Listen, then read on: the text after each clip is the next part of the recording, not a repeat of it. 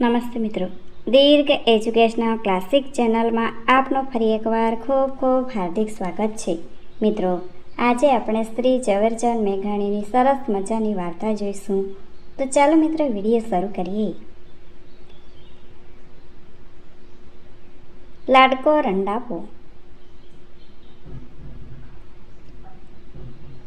રાતે ફાસ્ટ ગાડી વખતે ગામમાં રોતું રોતું કોણ નીકળેલું?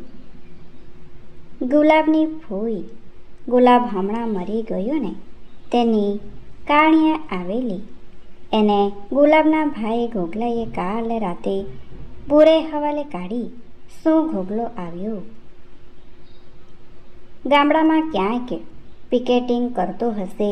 ત્યાં ચોથે દિવસે માંડ ખબર પહોંચાડ્યા ત્યારે આવ્યો ને 15 દિવસમાં તો સગી ફોઈને આધેડ અવસ્થાની રાંડીરાણ બાઈને દુકાની કરી નાખી. સારું, ગુલાબડાની વહુને માટે કાંઈ કંકાસ થયો લાગે છે. નવા જમાનો લહી ખરું ને, જૂના રીત રિવાજ માયેલું રહસ્ય સમજી શકે નહીં. પોતાનો ધોકો પછાડી બાયડીઓના રીત રિવાજમાં માથું મારવું એ પુરુષ માણસનું કામ જ નથી. ડોસી શાસ્ત્ર તો નોખું એક શાસ્ત્ર જ છે. એના ગુંડા રથ તો ડોસીઓ જ જાણે. એમાં ઘોડો કૂદાવવો એ આપણું કામ જ નહીં.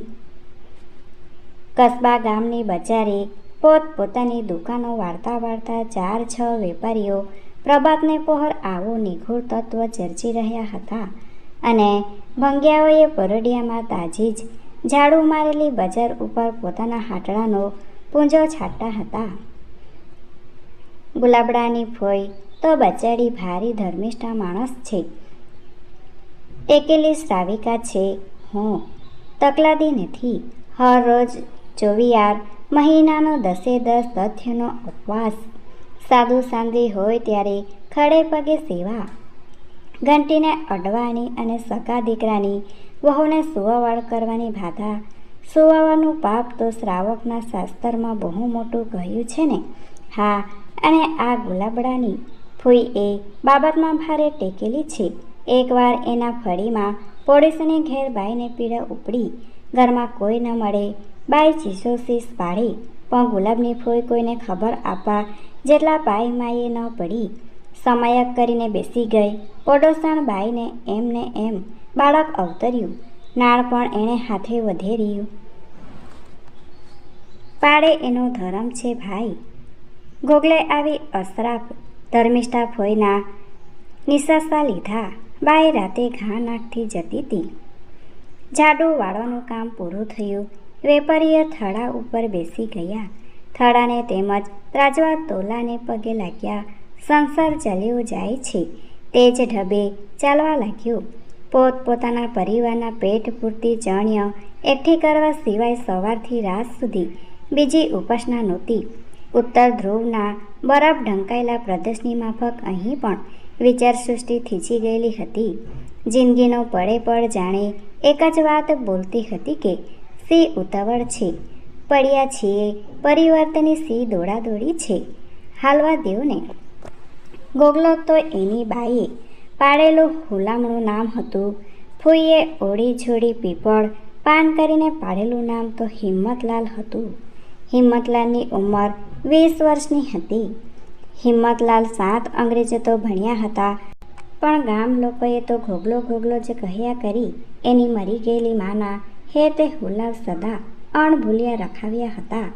હિંમતલાલની છોકરવાદી પણ ચાલુ જ હતી અને એ રીતે ઘોગલો નામને સાર્થક કરતી. હિંમત જ્યારે ગઈકાલે ગામડાની કીચડ ખૂતો આવી પહોંચ્યો ત્યારે મોટા ભાઈ ગુલાબને ગુજરી ગયા 4 દિવસ થઈ ગયા હતા. બાલના ભૂખ પરા ગામે પડેલા હિંમતને ડાંસ કરડવાથી તાવ ચડ્યો હતો. ગુલાબનો સ્પંદ 10થી મરણ થયું એ ખબર મળતા ચરતે તાવે એ ઘેર ઘસી આવ્યો હતો. આવ્યો કે તરત જ એ ઘરની અંદર પેસી ગયો. ખડકીમાં બેઠેલા એના કુટુંબી કાકા મોટા બાપા ફાટી આંખે જોઈ રહ્યા કે આ છોકરો નથી, મોં ઢાંકીને રોતો નથી.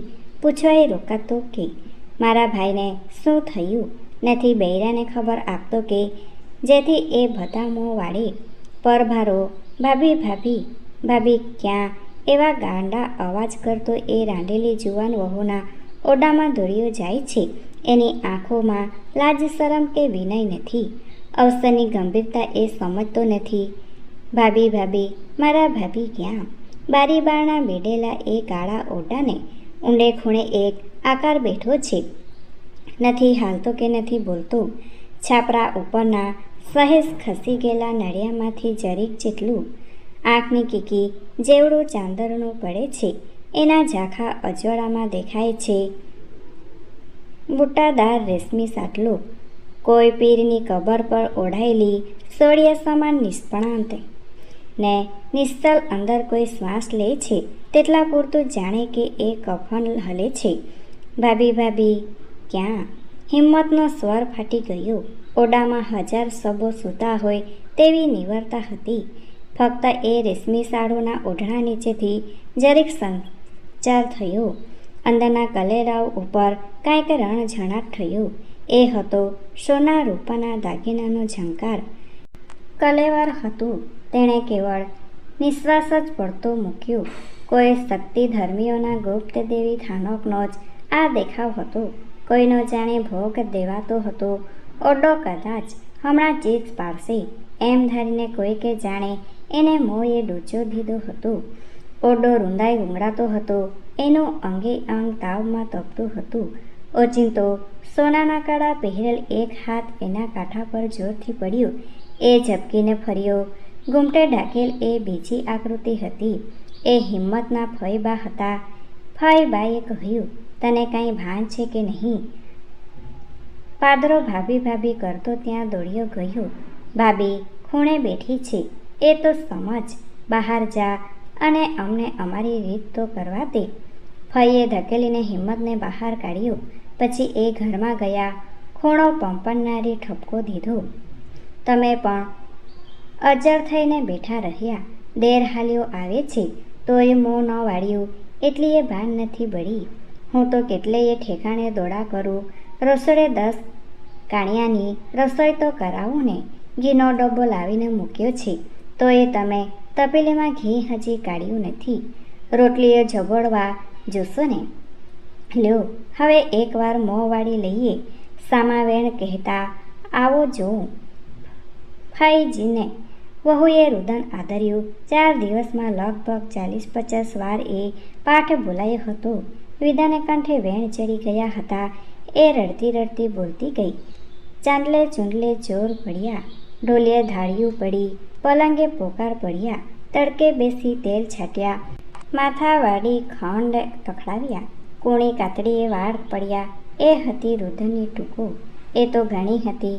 વહુ ચૂક્યા ત્યાં ફોઈ સુધારતા ગયા. રુદન બંધ પડ્યું. તે દરમિયાન બીજા સગા પરગામથી આવી ગયા હતા. કુટુંબની બાઈઓ પણ હાજર થઈ ગઈ હતી. મહેમાન બૈરાએ ફઈબાની તારીફ આદરી. સારું થયું કે બેન ઝટ આવી પહોંચ્યા. નીકળતો આ બાપડી નાની બાળને આવો લાડકો ખૂણો કોણ પડાવત. એને બાચાડીને પછી ક્યાં ઓઢ પાવે રવાના દી રહ્યા છે. ફઈબાએ અનુકંપા વહાવી. ઘરમાં નથી સાસુ કે જેઠાણી જે એના લાડકોડ પૂરે. હા, જે કહીએ તે અત્યારે તો તમારા અંગમાં છે બેન. વખત વહુ બોલ્યા. તમે તો છો રોજે રોજ એના માથે નવા નવા સાદલા નાખો છો. દાંતણ પાયલું ને પાણીનો લોટો પણ એની પાસે જ મૂકો છો. બબ્બે તો ચાકડા નાખી દીધા છે. ઓ બાપડી લાભ કુંવરનું જોયું તું ને. નખે સાસીએ ખૂણામાં ઘાલીને સારો સાડલો એ નહોતો ઓઢાડ્યો. ધાબા પહેરાવ્યા હતા. ડોકમાં દાગીનાએ નાખ્યા છે ના. ભાભી કરતો ત્યાં દોડ્યો ગયો. ભાભી ખૂણે બેઠી છે એ તો સમજ. બહાર જા અને અમને અમારી રીત તો કરવા દે. ફઈએ ધકેલીને હિંમતને બહાર કાઢ્યો. પછી એ ઘરમાં ગયો. ખૂણો પાડનારી ઠપકો દીધો. તમે પણ અજ્જર થઈને બેઠા રહ્યા. દેર હાલ્યો આવે છે તો એ મોં ન વાળ્યું એટલી ભાન નથી બળી. હું તો કેટલે ઠેકાણે દોડા કરું. રસોડે 10 કાણિયાને રસોઈ તો કરાવું ને. ઘીનો ડબ્બો લાવીને મૂક્યો છે તો એ તમે તપેલીમાં ઘી હજી કાઢ્યું નથી. રોટલીઓ ઝઘડવા જોશો ને. લ્યો હવે એકવાર મોં વાળી લઈએ. સામાવેણ કહેવા જ આવો જોઉં. ફઈએ ને વહુએ રુદન આધર્યું. 4 દિવસમાં લગભગ 40-50 વાર એ પાઠ બોલાવ્યો હતો. વિદ્વાને કંઠે વેણ ચડી ગયા હતા. એ રડતી રડતી બોલતી ગઈ. ચાંદલે ચૂડલે ચોર પડ્યા, ઢોલિયા ધાડો પડી, પલંગે પોકાર પડ્યા, તડકે બેસી તેલ છાંટ્યા, માથાવાળી ધર રખાવ્યા, કૂણી કાતડીએ વાળ પડ્યા. એ હતી રુદનની ટૂંકો, એવી તો ઘણી હતી. વહુ ચૂક્યા ત્યાં ફઈ સુધારતા ગયા. રુદન બંધ પડ્યું તે દરમિયાન બીજા સગા પરગામથી આવી ગયા હતા. કુટુંબની બાઈઓ પણ હાજર થઈ ગઈ હતી. મહેમાન બૈરાએ ફઈબાની તારીફ આદરી. સારું થયું કે બેન જટ આવી પહોંચ્યા, નીકળ આ બાપડી નાની બારને આવો લાડકો ખૂણો કોણ પડાવત. એને બચાડીને પછી ક્યાં ઓઢવા પહેરવાના દી રહ્યા છે. ફોઈબાઈએ અનુકંપા વહાવી. ઘરમાં નથી સાસુ કે જેઠાણી જે એના લાડકોળ પૂરે. હા, જે કહીએ તે અત્યારે તો તમારા અંગમાં છે બેન. વખત વહુ બોલ્યા. તમે છો તો રોજે રોજ એના માથે નવા નવા સડલા નાખો છો. દાંતણ, પાયલું ને પાણીનો લોટો પણ એની પાસે જ મૂકો છો. બબ્બે તો ચાકડા નાખી દીધા છે. ઓ બાપડી, લાભ કોવરનો જોયું ને તે. નખે સાસુએ ખૂણામાં ઘાલીને સારો સાદલો એનો તો ઓઢાડ્યો. ગાબા પહેરાવ્યા હતા. ડોકમાં દાગીનાએ નાખ્યા છે ના. હાજ તો ફોઈએ વહુનો ઘૂમટો જરીક ડોકનો ભાગ દેખી શકાય તેટલો ઊંચો કરીને કહ્યું. મારી ડોકની ગોલ છડી અને ચંદન હાર બે પહેરાવેલ છે. એના એ ઘરેણા હશે તો ખરા ને. હશે પડ્યા હશે ક્યાંક, અટાણે ક્યાં ખોડવા. મારા એના એ જ છે ને. ફઈજી, મારી મોહનમાળા તો ઘીનો ડો હા હા માંડી. વહુને ફઈએ બોડી મારતી અટકાવી. તમારેથી અટાણે કાંઈ જ ન બોલાય, સાદ જ ન કળાય. ઓરડાએ તમારો બોલાશ ન સાંભળે એવું રાખવું. તમારે તો ખૂણો પાડવાનો છે, એ તો પછી બધું થઈ રહેશે. ફઈએ વહાલ પરથી વહુના વાસામાં હાથ ફેરવ્યો. એ પોચો હાથ એક ઠેકાણે જરાક અટક્યો ખરો. આંગળી દાબીને ફઈએ વહુને સંકેતમાં સમજાવ્યું હતું. ખરી વાત એ હતી કે મહેમાનોને રોટલીમાં પીરસવા સારું ઘીનો એક ડબ્બો લાવવા માટે વહુનો એકનો એક દાગીનો ઘરેણે મુકાઈ ગયો હતો. બાકી દાગીના હતા જ નહીં. બેન તમે છો કે કેવી ઘરની રીત સચવાય છે.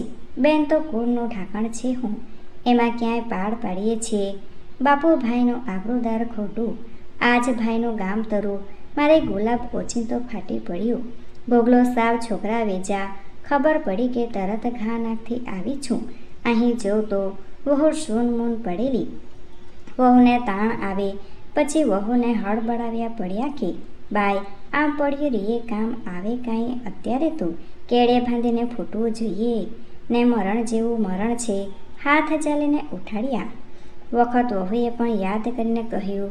અને બહેન મરણ થયું કે ઘડીથી જ વહુ તો હિસ્ટોરિયાના તાણમાં ને તાણમાં પડી ગયા. બોલે નહીં, રોવે નહીં, ડોળા ફાડીને જોયા કરી. ડીલે લુંગડાના ઢંગ નહીં.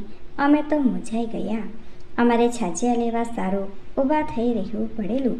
પછી અમૃતમાએ ત્રાડ નાખી કે તમે બધા વહુને પંપડો છો સા સારું. હાથ જલને ઊભી કરો, અહીં લાવો અને નાખો આપણી સહુની વચાડે. આ એમ છાજિયા લેવડાવ્યા હતા. પછી તો બેન તમે આવીને એને બરાબર ચાલક કરી દીધા છે. હવે વાંધો નહીં આવે. લાડકો ખૂણો છે. બાય મારી કાયા બેઠી છે ત્યાં લગી તો કચાસ નહીં રહેવા દઉં. કાળા સાદલામાં ઢંકાયેલું એક બીજું શરીર હાથમાં તપેલું લઈને અંદર આવ્યું. પણ મોં ઢાંકેલું હતું. એણે કહ્યું, 10 વાગી ગયા બેન, રોટલી ઉતરે છે. મહેમાનને હવે જમવા બેસાડી દઈશું ને. આ તપેલીમાં ઘી કાઢી દેજો. વહુ ઘી કાઢી દેજો તમારે હાથે. ડબ્બો તમારે પડખે જ પડ્યો છે. લાડકો ખૂણો મારનારીએ ઘીનું તપેલું ભરી દીધું. વાહ, કુરિયા જેવું ઘી. બારે ફરશું. એક જણીએ ઘૂમટામાંથી નીરખીને ઘી વખાણ્યું. મહેમાનને મોઢે તો ઘર પ્રમાણે દેવું જ જોવે ને. એમ કહીને ફઈએ સહુને જમાડવા ઉઠાડ્યા. ઓરડામાંથી જાણે ભમતા ભમતા ઓરડા નીકળ્યા. ઓરડો ખાલી થયો. એ પ્રેત સૃષ્ટિ પૈકીનો એક જ ઘૂંટાદાર સાડલો લાડકા ખૂણામાં શ્વાસ પર ગભરાઈને ખેંચતો બેઠો રહ્યો. એના મોં ઉપર, એની આંખોમાં, એના અંતરમાં શું શું થયું તે અગમ્ય જ રહ્યું. કવિની કલ્પના કે ગ્રંથકારની આલેખન શક્તિ ન બેઠી શકે એવા જે ઘાટ ઊંડાણો છે તેમાં લાડકો ખૂણો તો સૌથી વધુ અતલ અને અંધકારભર્યો છે. એ ઓરડાના માથા ઉપર માત્ર એક ચાંદરણું આંખની કીકી જેવું નાનું ચાંદરણું નીરખી રહ્યું હતું. આકાશ જાણે માનવીના છિદ્રો જોતું હતું.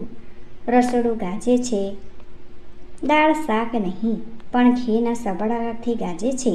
કુટુંબની નાનેરી વહુઓ રોટલીઓ ઉતારે છે, એક પછી એક.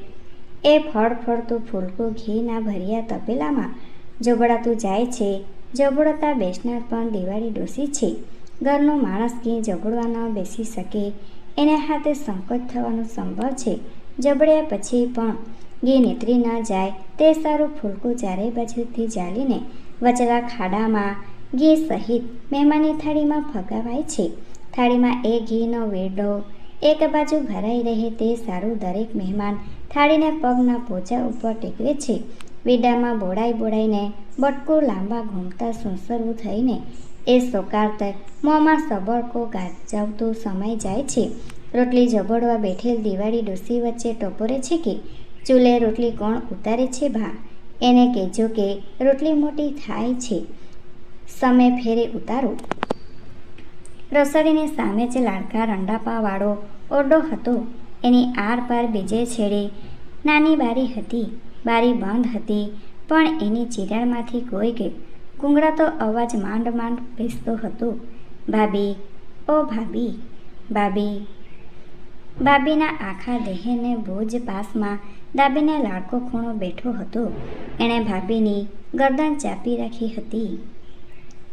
ચીડા સુસરવો રૂંધાતો એ ગદગદી અવાજ કરીવાર બોલ્યો, ભાભી, આ બધું શું થઈ ગયું? ભાભી, મારે એકવાર તમારું મોઢું જોવું છે.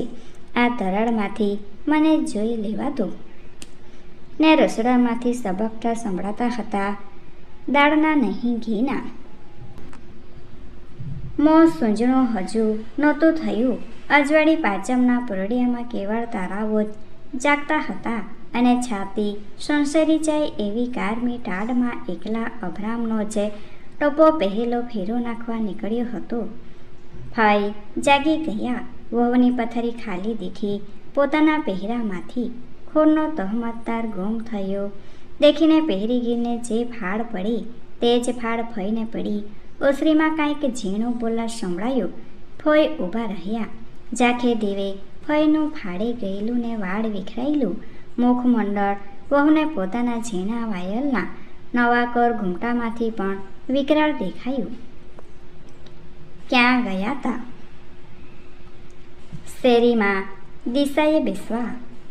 એકલા રસ્તે લોકોનો અવર જવર મંડાઈ ગયા પછી નીકળાય. શું કરું? હું 2 દાડાથી અકળાતી હતી. પેડુમાં ને પેટમાં વાઢિયા આવતી હતી.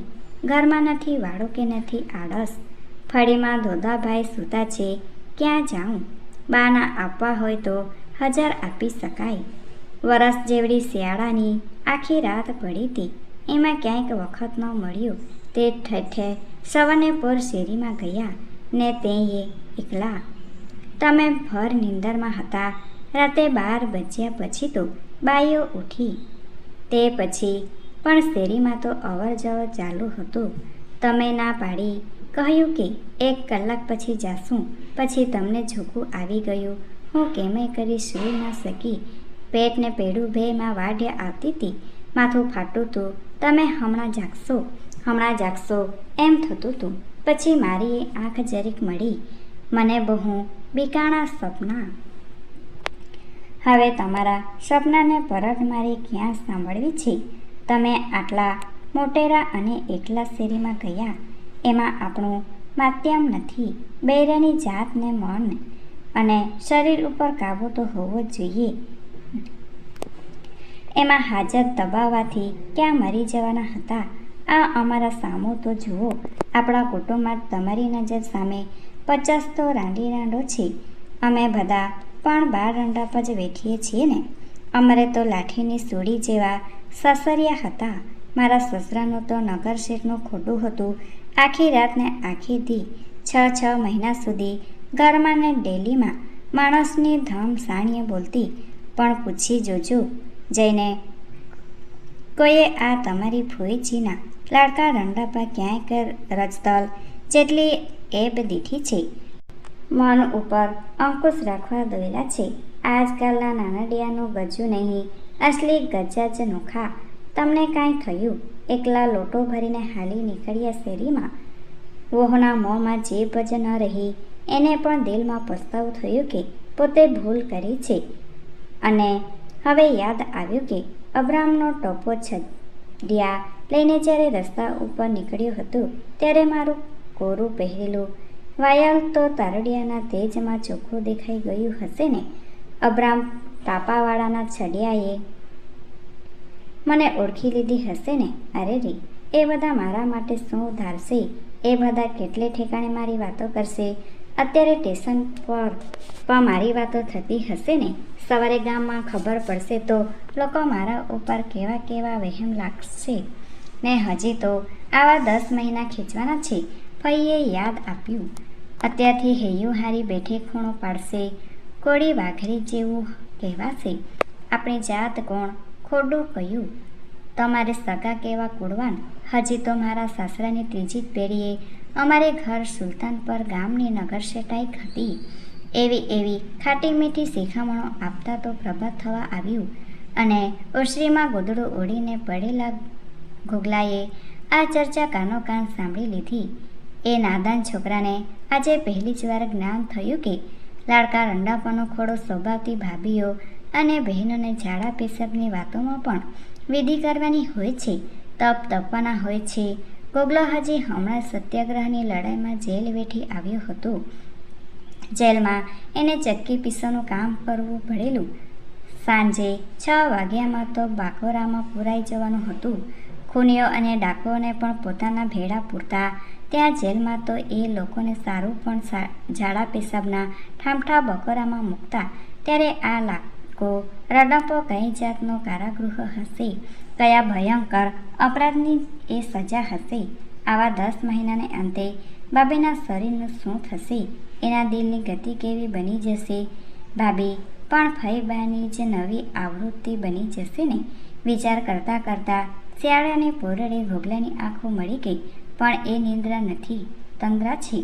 સપનો શરૂ થાય છે. ઝાડની ડાળીએ ઠેકતા વાંદરા જેવા ગડા વગરના છતાં ઉગ્ર એ સપનો છે. એને દેખાય છે કે એક ચરુ ઉકળે છે. ચરુ નીચે ફઈબા જેવી અસંખ્ય આકૃતિઓ જ્વાલાઓને સ્થાને ઊભી છે. ખતખતા એ ચરુની પાસે શરીર વગરના 2 હાથ દેખાય છે. એ 2 હાથો ભાભીને તથા ભાભીના જેવી જ મસ્તીખોર ગેલતી બહાલબલી માનવ ઉકૃતિઓને ઉઠાવીને ચરુમાં નાખે છે. પછી એને ઓગાળીને કરેલો રસ ચરુમાંથી બકડીએ ભરીને પેલા 2 હાથ એક લોઢાના બીબામાં રેડે છે. પછી બીબાની પેઢી ઉગાડીને એક પછી એક આકૃતિને બહાર કાઢે છે. એ દરેક આકૃતિ જીવતી થાય છે, બવા જડાવે છે. એના આગલા બંને દાંત લાંબા થવા લાગે છે. એમાંથી એક લંબદંતી ગોગલાના ઘરમાં ઘૂસે છે. ગોગલો પોતાની નવી પરણેલી વહુ સાથે વાતો કરે છે. લંબદંતી કમરની ચીરણમાંથી ડોકાય છે. કહે છે, નથી ઓળખતી હું તારી ભાભીજી. મારા દેખાવર સાથે વાતો. ચાલ ચાલ દેવ ડેરી, ચાલ ફૂલપુર બાય આરજજીની પાસે. હું તારી સુવાવડ નહીં કરું. મને મહારાજે બાધા દીધી છે. ચાલ સંગ નીકળ્યો છે 5 તીર્થોની જાત્રાએ. ભાભી એવી ચીસો પાડતો ગોગલો જાગી ઉઠ્યો ત્યારે ફઈ એને ઢૂંઢી રહ્યા હતા કે ભાઈ બાપુ ભલો થઈને ઉઠી સવે. વહુના મા બાપ અત્યારની ગાડીએ ઉતર્યા છે ને અમારે હમણાં અહીં ગાડાપીટ કરવી પડશે. મહેમાનને માટે બેસનું તો પાથર હમણાં આવી પૂછશે બધા. બપોરે શાંતિ વેળાએ હિંમતે ભાભીના બાપ પાસે વાત મૂકી કે તમે એને તમારે ઘેર તેડી જાઓ. અહીં એને 10 મહિનામાં મારા ભય અને મારું કુટુંબ મારી નાખશે. સી રીતે લઈ જાઉં? મારી ઇજ્જત જાય. પણ હું રજા આપું છું ને. ઘરનો ધણી તો અત્યારે હું જ છું ને. હું મારા ભાભીને રાજી ખુશીથી છૂટા કરું છું. હિંમતલાલ, વ્યવહાર બહુ વિકટ છે. હું દીકરીને લઈને ગામમાં બેસું એટલે મને તું ન્યાત ભૂલી જ જાય. મને ગોળ બહાર મૂકે તો મારા છોકરા ક્યાં વરે? તમને તમારી સગી દીકરીની દયા નથી. આટલું એ બળ નહીં બતાવો. કોણ તમારો ચત્રભુજ શેઠ તમને ન્યાત બહાર મૂકશે? એ સરકાર દીકરાની વહુને ફસાવનારું. હિંમતલાલ, ભલા થઈને એ વાત કરો માં. કેમ? એને તો ન્યાત કાંઈ નથી કરતી. પેટની દીકરીને 75 વર્ષના લખપતિ વેરે પરણાવનારા માકા શેઠનો વાળ કોઈ વાંકો નથી કરતું. કોણોને ઘેર પડ્યા રહેનાર તમારા મહાજનના શેઠિયા તો મૂછે તાવ દઈ ફરે છે. રાંડી રાંડોનો થાપણો અડાવનારાઓ તો એના છોકરા છોકરીને વરાવે પરણાવે છે અને તમને દીકરીને આગની ઝાડમાંથી કાઢવા સારું ન્યાત બહાર મૂકશે. જુવાન ભાઈનો પુરુષ ફાટી પડે એ આપદામાં એને આશ્વાસન દેવાનું, દુઃખ વિસરાવવાનો, બીજે સદવિચાર ચડાવવાનો મને કે તમને હક નહીં. ભાઈ, લોકવાદને કોણ જીત્યું છે? મારું ગજ્યું નથી. દીકરીનો વળી જે થાય તે ખરું. જેવા એના તકદીર, કોઈ શું કરશે? આખા જન્મના રંડાપા કરતાં મોત શું ખોટું છે? અમારા ભત્રીજાની દીકરીને એનો ધણી મુઆ પછી ખૂણામાં ને ખૂણામાં ક્ષય લાગુ થઈ ગયું. બિચારી વહેલી છૂટી ગઈ. મા બાપ ગયા. લાડકો ખૂણો ઝાલીને ભાભી બેઠી રહી.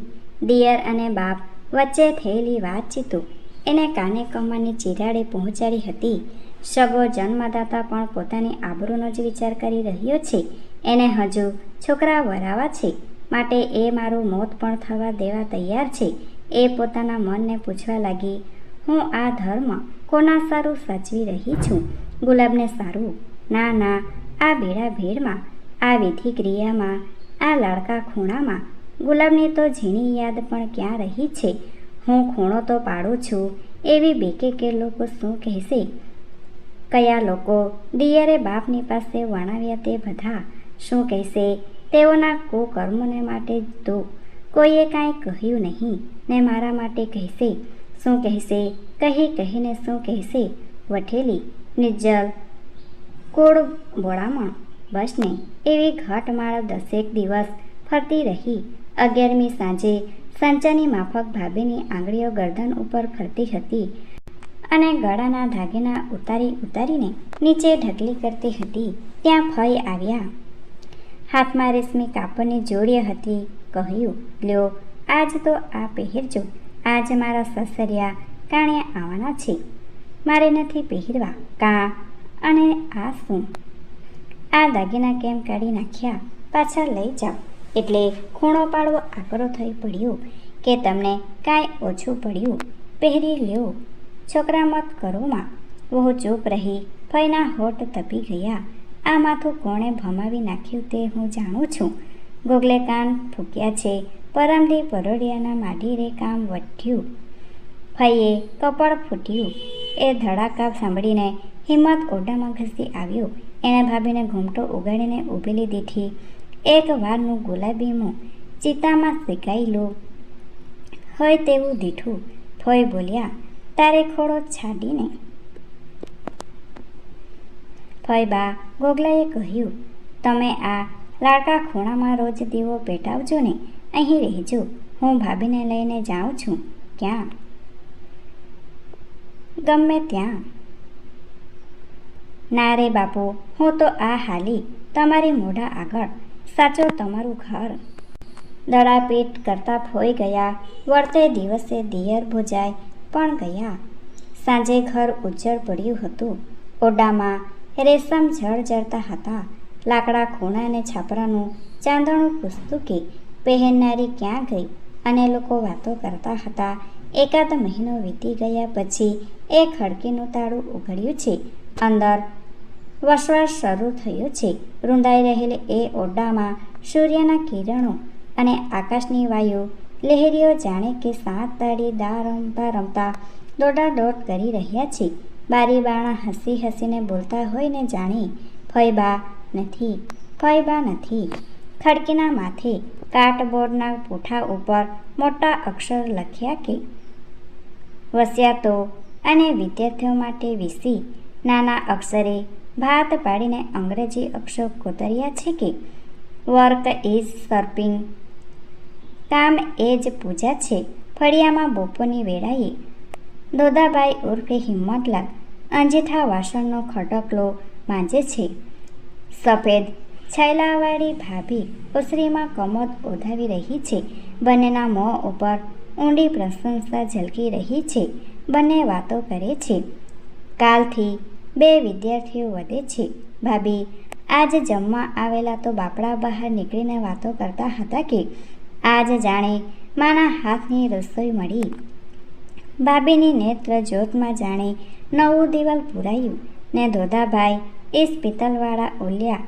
દર્દીના બાપ પણ હવેથી અહીંથી થાળી લઈ જશે. આપણે એ દર્દીના સારું ઝીણા ચોખા લઈ આવશું ને. હા હા, બચારા દલપતરામ કારકુનથી પણ બોખાદાતે મોટા ભાત ચવાતા નથી. વસિયતનો તો ભાઈ તમારે થોડીક તાણ કરીને જમાડવા હું. સ્ટેશનોના વસીમાં ખાધેલું ને એટલે અહીં શરમાઈને ભૂખ્યા રહે છે. માહી માહી તું. એવી બપોર વેળાએ કાંઠે સોનાના કડા, ડોકમાં એક એક બબ્બે હેમના દાગીના, લાલ લાલ અટસના કપડાં અને કાળા ઝીણા સડલા પહેરીને 10-12 બાઈઓ નીકળે છે. હાથમાં એક એક બબ્બે ધર્મ પોથીઓ હોય છે. જતી જતી એ બધી આ ખડકીમાં ડોક્યા કરે છે.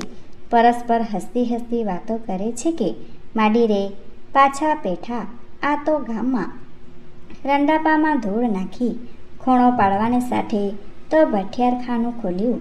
નાની બાળ અક્કલ મલકના માણસનું સાઠું વીસી માંડીને બેઠી.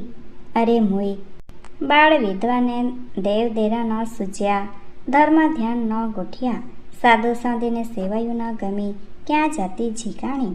લ્યો હાલો હાલો, આપણે શાસ્ત્રનું ભણતર ખોટી થાય છે. આપણે શું કરીએ? ભોગ એના. કાલે આરજીજી અહીં વોરાવવા ચડતા હતા. હું ભેગી હતી તે મેં ચેતાવી દીધા. રૂમઝૂમ જીભો ચલાવતી સુવર્ણ મઢેલી ધર્મપુત્રીઓ શાસ્ત્રો શીખવા માટે સાધુ સ્થાને કે ચાલી ગઈ. કમોદ ઓઢાવતી ભાભીથી જગતના ભોલ ઝીલાયા નહીં. દુર્લાભાઈની વીસી તો પર ગામના અનેક વિદ્યાર્થીઓની અને વસિયતોની મા બની ગઈ. કોઈ વાર કામ ઓછું હોય, ભાભીને એકલ લાગતું હોય, દોધાભાઈ નડાખ્યાન ગાતા હોય, હિસ્ટેરિયા નામનો અતિથિ અંગ ઉપર આવું કરતો હોય, તે વખતે ગોગલાની પાસે એક રામબાણ ઔષધ હાજર હતું. ત્યારે હવે ફોઈબાને તેડાવશું કે ભાભી લાડકો ખૂણો અધૂરું છે તે પૂરો કરશું કે? હસી પડીને ભાભી પાણીને હેલ્યો લાવવા માંડતા. Thanks for watching. Please subscribe my channel. Thank you.